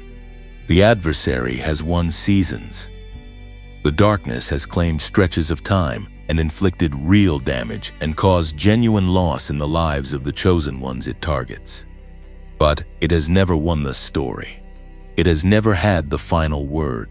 It has never successfully prevented the fulfillment of a calling that was placed by the one whose purposes cannot be thwarted, whose plans cannot be annulled, whose commitment to the chosen ones is set apart, does not waver in the face of the opposition those chosen ones attract. The battle is real. The resistance is real. The losses along the way are real. And the outcome is also real, decided before the battle began, by the one who does not lose. You are on the winning side of a war that has already been determined. Not because of your performance, not because of your consistency, not because of the quality of your faith in the hardest moments, because of who called you and what that calling carries, and the nature of the one who issues callings and never abandons the ones he has sent. That is the ground you stand on, not your own strength, not your own record. The faithfulness of the one who chose you before you chose anything. Now, in this moment, this specific and unrepeatable moment, that the whole arc of this message has been moving toward, there is something this message wants to ask you to do. Something simple and direct and personal that will serve as your agreement with everything that has been spoken into you today. Type the words, "He chose me," in the comments right now, not as a boast directed at anyone reading, not as a theological position you are staking out for debate, as a quiet, honest, personal declaration of the truth that this entire message has been pointing toward from the very first word. He chose me before the field, before the cave, before Ziklag, before the waiting and the loss and the long seasons of unglamorous faithfulness that no one witnessed and no one applauded. Before any of it, He chose me. Type those 3 words and let them be your agreement with the calling that has never let you go, your acknowledgement of the one who has been with you through every season of this journey, and your declaration that the story is not finished and the throne is still ahead, and the chosen one that heaven decided you were before you were formed is still exactly who you are today. As it is written in Isaiah chapter 43, verse 19, see, I am doing a new thing. Now it springs up, do you not perceive it? I am making a way in the wilderness and streams in the wasteland. A way in the wilderness, streams in the wasteland. Not after the wilderness ends, in the wilderness. Not when the wasteland becomes something else, in the wasteland. The new thing does not wait for the conditions to be favorable. It springs up in the middle of the conditions that seem most hostile to it. It springs up now. It springs up here. It springs up in the specific wilderness and the specific wasteland of your specific life, in this specific season, because the one who makes ways where there are none does not require the absence of obstacles before He begins to move. He is moving now, in you, through you, toward the moment that your entire journey has been preparing you for. And the only thing this moment requires of you is the 2 words that confirm you have not missed it, that you are present, that you are willing, that you are, despite everything and because of everything, ready. There is a version of you that the world has not yet seen. Not the version that has shown up faithfully through the hard seasons, doing the work and carrying the weight and holding the calling through every Ziklag and every cave and every long stretch of wilderness, where the only evidence that the journey was real was the fact that you were still on it. That version is real, and that version has been doing something extraordinary simply by enduring. But there is another version, a version that lives on the other side of the threshold you have been standing at for longer than you know. A version that has not yet stepped into the light of what it was made to be, not because it lacks the substance, because the substance has been building for years, but because the moment of full expression has not yet arrived. Until now. What happens when a chosen one rises is not primarily an external event, though the external dimensions of it are real and visible and significant. It is first an internal one. It is a settling, a coming home to something that was always yours, but that you spent years circling without quite being able to land. It is the moment when the gap between who you are and who you were called to be stops feeling like an accusation and starts feeling like an invitation. When the distance between the field and the throne is no longer experienced as failure, but as formation. When the voice that has spoken into every dark season of your life is finally heard, not just in the silence, but in the activity. Not just in the waiting, but in the moving. Not just in the endurance, but in the expression. David's rising was not a single moment. It was a sequence. After Ziklag, after the recovery, after the long years of running finally reached their end with the death of Saul, David was anointed king over Judah first, not over all Israel, not the fullness of what had been promised, a partial expression of the calling, significant and real, but not yet complete. And David did not reject the partial because it was not yet the whole.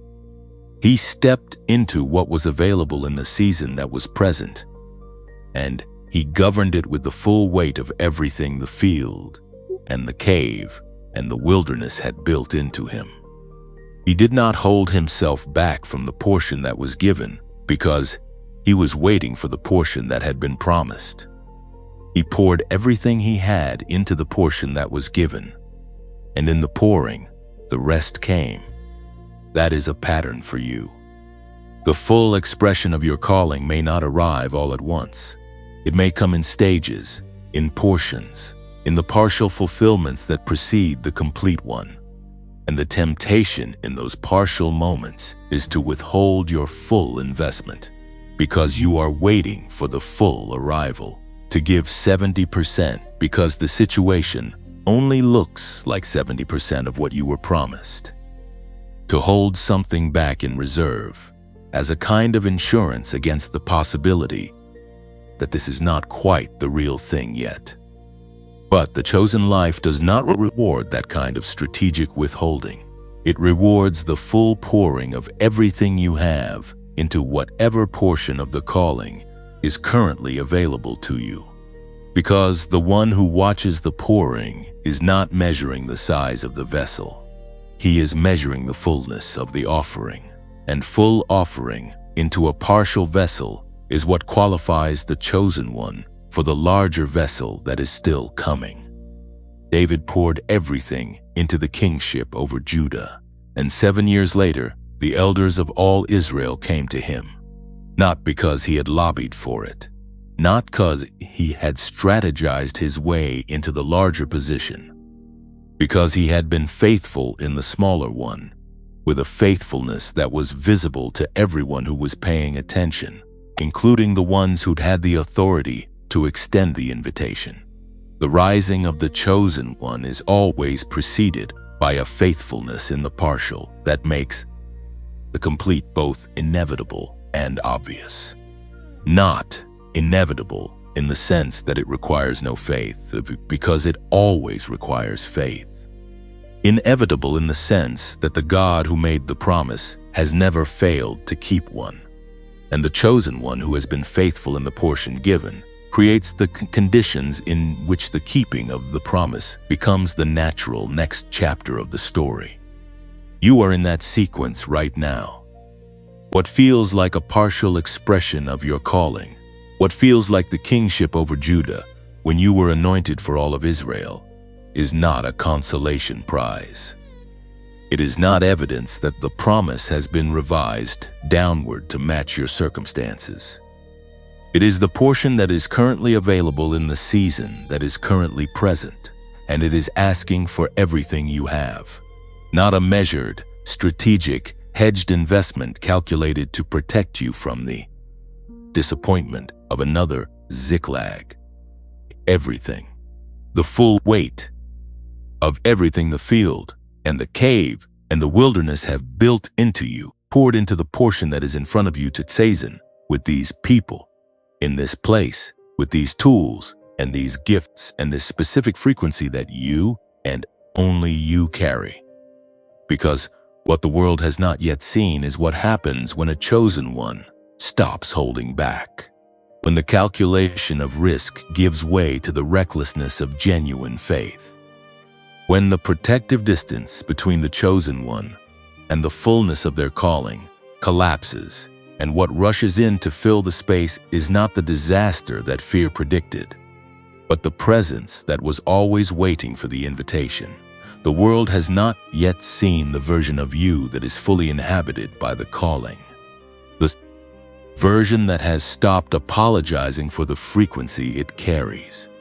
The version that walks into rooms and does not dim itself to make others comfortable. The version that has accepted, finally, and completely, and without the residual embarrassment that spent years whispering that the calling was arrogance dressed in spiritual language, that it was chosen before it was born, and that the choosing was not a mistake. The calling was not an inflation of its own importance, but a simple, clean, unrevised decision made by the one who does not make mistakes. That version of you is about to become visible. Not in the dramatic, sudden, cinematic way that the word visible sometimes implies. In the steady, irreversible, quietly unstoppable way that genuine transformation always moves. like a river that has been building behind a dam for years, not dramatic in the building, utterly transformative in the release. The release is coming.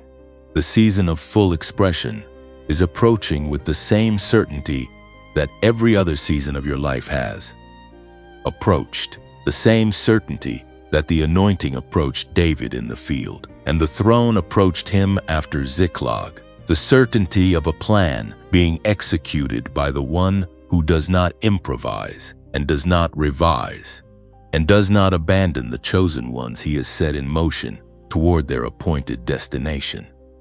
And as that version of you begins to emerge, as the full expression of the calling starts to become visible in the world, something else becomes visible with it. The people. The ones who have been waiting for what you carry without knowing they were waiting for it. The ones whose lives are going to be changed not by your performance or your polish or the impressiveness of your presentation, but by the specific, irreplaceable, impossible to counterfeit substance that was built into you through every season of the journey that brought you here. The ones who need the frequency you carry because nothing else in their world is broadcasting at that frequency, and they have been starving for it without knowing what they were hungry for. David's rising did not only affect David. When the chosen one steps into the fullness of the calling, the effect radiates. It changes the immediate circle first, then the wider community, then the generation, then the generations that follow, because a life fully inhabited by its calling does not contain its impact within the boundaries of a single lifetime. It sends ripples forward in time that the one who sent them never lives to see the full extent of. David sent ripples that are still arriving. The Psalms he wrote in the field and the cave and the wilderness are still reaching chosen ones thousands of years later, still speaking into the specific ache of the specific waiting and the specific longing of the specific person sitting in their specific season of the journey with the same question David carried. Is the calling real? Is the voice genuine? Is the throne still ahead, or did I miss it somewhere in the long gap between the anointing and the arrival? As it is written in Jeremiah chapter 29, verse 11, "For I know the plans I have for you, declares the Lord, plans to prosper you and not to harm you, plans to give you a hope and a future." Plans, not wishes, not intentions that are subject to revision based on how well you perform or how consistently your faith holds or how impressively you navigate the hard seasons. Plans, fixed, purposeful, already in motion plans that have your specific name attached to them and your specific calling embedded in them and your specific destination written into them before the first day of your specific journey began. Plans to prosper you. Plans that give you a hope and a future. Not a hope for the past to have been different. Not a future contingent on the mistakes not having happened. A hope and a future from where you are, from the field, from the cave, from Ziklag, from this exact moment, in this exact season, with this exact version of yourself, partial and still forming, and already more than enough for the next step. The version of you that the world has not yet seen is not a future self that bears no resemblance to the present one. It is the present one, freed, the present one, unleashed. The present one, finally, and fully and irreversibly inhabiting the calling that has been carried through every season of this long and costly and irreplaceable journey. The substance is already there. The frequency is already real. The chosen one that heaven decided you were before the foundation of the world is not waiting to be created. It is waiting to be released. And the releasing is not something that happens to you from the outside. It is something that happens in you from the inside. In the moment you stop waiting for permission from the world that never gave you the anointing in the first place and start living from the one who did. That moment is not somewhere ahead of you on the road. It is here. It is now. It is in the decision you are making in this very breath to believe, one more time, that the calling is real and the voice was genuine, and the throne is still ahead, and the version of you that the world has not yet seen is about to step out of the shadow of the waiting and into the light of the expression that your entire journey has been building toward. Rise, not tomorrow, not when the circumstances rearrange themselves into something more encouraging. Now, from exactly where you are, into exactly what you were made for. The world has been waiting long enough, and so have you, and so here you stand. At the end of a journey that was never really a journey through a message, but a journey through yourself, through the truest and deepest and most unrevised version of what you were made to be. Everything that has been spoken across these 10 sections has been moving toward this moment, not as a conclusion that closes something, but as a threshold that opens everything. The field is behind you now. The cave is behind you. The long seasons of waiting and the ash of Ziklag and the careful, faithful practice of the chosen life in the unglamorous hours when no one was watching and nothing seemed to be moving, all of it is behind you. Not forgotten, because none of it is wasted and none of it is irrelevant, and all of it will be carried forward as the substance of what you bring to the throne. But behind you in the sense that it has done its work. It has built what it was designed to build. And what it has built is standing here now, at this threshold, in this breath, reading these final words. David did not arrive at the throne as a different person from the boy who was not called into the house when Samuel came. He arrived as the full expression of that boy, the one whose heart was already oriented correctly before the world had given him a single reason to believe it would be rewarded, whose faithfulness in the field was already complete before the field was revealed to be preparation for something larger, whose songs in the silence were already real before anyone with authority confirmed their worth. The throne did not make David who he was. The throne revealed who David had already become through every season of the journey that preceded it. And the fullness of your expression, the version of you that the world has not yet seen but is about to, will not make you who you are. It will reveal who you have already become through every field and every cave and every Ziklag and every long, faithful season of the chosen life that has brought you to this exact and unrepeatable moment. There is something that needs to be said plainly before these words conclude, something that has been woven through every section of this message but deserves to stand on its own in the final moments of this conversation. You are not ordinary.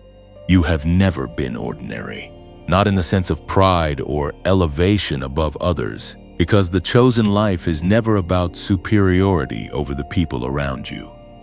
It is about specific assignment, specific frequency, specific calling that was placed in you, and in no one else in quite the same configuration.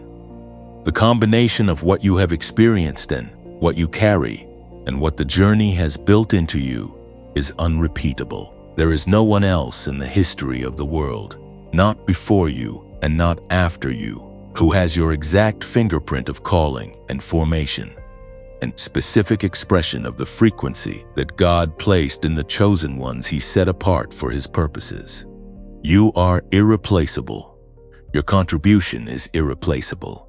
And the world that needs what you carry cannot receive it from anyone else, because anyone else would be bringing their calling and not yours. Carry that not as a burden, but as a gift. Carry it not as pressure, but as permission.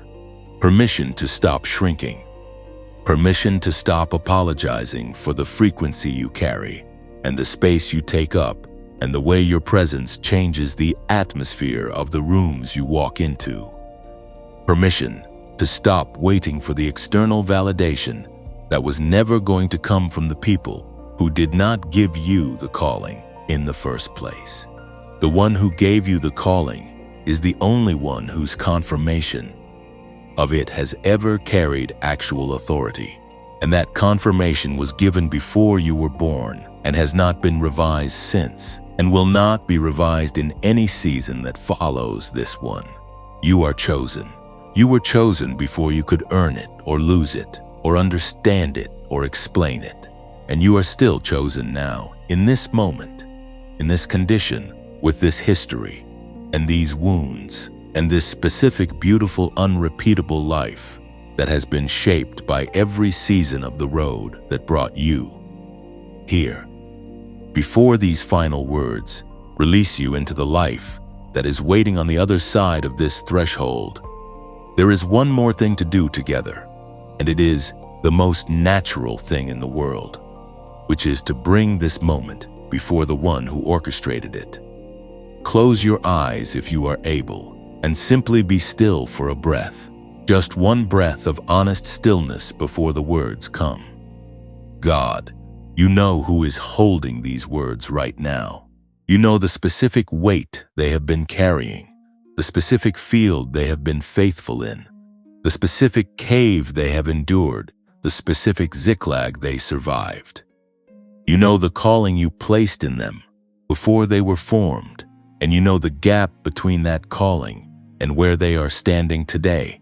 And you know, because you have always known, exactly what is needed to close that gap and release what has been forming in secret into its full visible expression. We ask for that release now, not because we have earned it, but because you promised it. Not because the waiting has been perfect, but because you are faithful even when we are not. Speak into every quiet place in the person who has stayed through this entire message. Confirm what you have already decided. Release what you have already prepared. And let the version of the chosen one that the world has not yet seen step forward in this season, not in their own strength, but in yours. Let it be so, and let it be now. That prayer is not a performance. It is not a religious formality appended to the end of a message to give it a reverent close. It is a real asking, on your behalf, from this conversation into the presence that has been in this conversation from the very first word.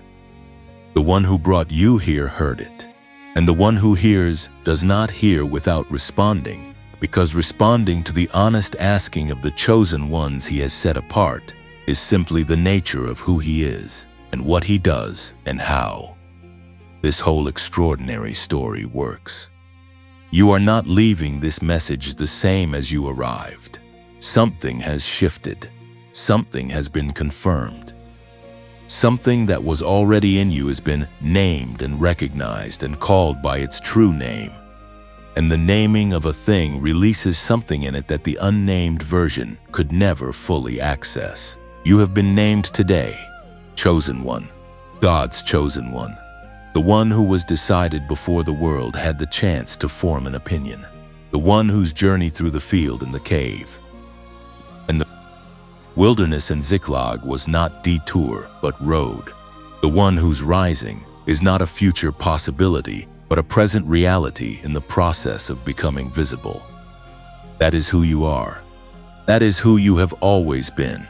And that is who you will carry forward from this moment into every moment that follows it. Now, before you go, before the ordinary life resumes its ordinary rhythm and the demands return and the noise rises back to its usual volume, do something simple and real. If this message has spoken to you, if something in these 10 sections has landed in a place that needed landing, share it right now with one person who needs to hear it. Not later. Now, think of their face. Think of the season they are in. Think of the field they are sitting in, and the cave they are enduring, and the calling they are carrying, without quite being able to believe it is real. And send this to them. Let it travel from your hands into theirs as an act of faithful generosity that costs you nothing, but could change everything for them. Hit the like button if these words have moved you. as a simple, honest acknowledgement that something real happened here, and as a way of helping these words reach the next chosen one who needs them. Subscribe to this channel if you have not yet, because this work is continuing, and the next message may carry the specific word for the specific season you are about to enter, and you do not want to miss it because you forgot to stay connected. And if this work has genuinely added something to your life, if the hours you have invested in these conversations have returned something of real and lasting value, there is a donation link in the video description and in the pinned comment below. Whatever you are moved and able to give goes directly into the continuation of this work, into more words and more hours and more messages for the chosen ones who are still in the field tonight, wondering if the calling is real. You are not alone in the field. You never have been. The God who found David in the field, who anointed the boy that no one called into the house, who stayed with him through the palace and the cave and the wilderness and Ziklag, and the long years of waiting, and brought him through all of it to the throne he was always meant to occupy. That same God has been with you through every season of this journey. He has not left. He has not revised the calling. He has not grown impatient with the pace of your formation, or frustrated with the length of your waiting, or disappointed by the honesty of your doubt. He has been in field, in the cave, in the ash, in the silence, in the voice that keeps finding you no matter how far you wander from the place where you first heard it. And He is here now, in this breath, in this threshold, in this final word that is not really a final word at all, but the beginning of everything the chosen one was always meant to step into. Go now, not as the person who arrived at the beginning of this message, as the person who has been reminded one more time, for the last time, in the way that only the final time can speak, of who you were before the world got its hands on the story. You are chosen, you are called, you are equipped, and the world that needs what you carry has been waiting long enough. It is time to rise.